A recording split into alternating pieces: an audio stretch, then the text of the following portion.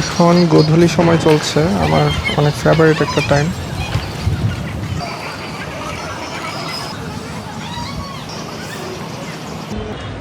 আমি আছি এখন আমার এলাকা, নিজের এলাকা, কুলপাড়া এলাকায়। আমার দেখা সব থেকে সুন্দর এরিয়া হচ্ছে এটা, কেন জানি না, মানে ছোটোবেলা থেকে এখানে তো এই জন্যই কিনা।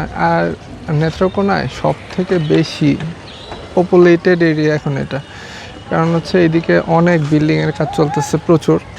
আমি আমার বাসার ছাদে আছি, এইদিকে একটা এই যে নতুন একটা বিল্ডিংয়ের কাজ শুরু হয়েছে।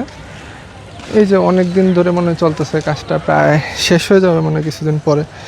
ভালো একটা বড় বিল্ডিংয়ের কাজ চলতেছে। এদিকে আমার ফ্রেন্ড সার্কেল অভাব নেই, কিংবা বন্ধুবান্ধব এখানে প্রচুর আছে। আমার এই যে গাছগুলো আমার বন্ধুবান্ধব ঠিক আছে।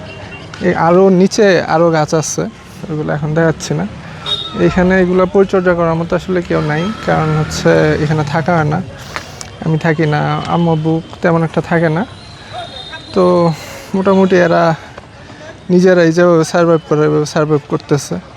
অনেক গাছ আসলে মরে গেছে, আগে আরও অনেক গাছ ছিল, এখন হচ্ছে অনেক গাছ নাই, কিছু করার নেই। তো এইভাবে চলতেছে আমার আমার গাছগুলো। এইটা একটা খুবই ইন্টারেস্টিং গাছ, আমি দেখাই। এটা হচ্ছে কি গাছ, পাতা দেখে কিন্তু বোঝা যায় না, প্যারা গাছ।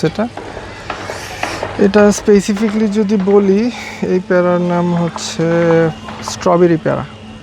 আমার এক ফ্রেন্ড মারা গেছিল আরও 2 ইয়ার্স আগে, হ্যাঁ 2 ইয়ার্স আগে। তো ওর জানাজাতে গেছিলাম, তারপর হচ্ছে ওর স্মরণে এই গাছটা আমি নিয়ে আসছিলাম 2 বছর আগে। আমার মনে হয় মারা গেছিল হচ্ছে 10 তারিখে, আজকে হচ্ছে 13 তারিখ, মানে 2 বছর আগে। এই আলহামদুলিল্লাহ সব কিছু এখানে ভালোই চলতেছে, দোয়া করবেন। হ্যাঁ, আল্লাহ হাফেজ।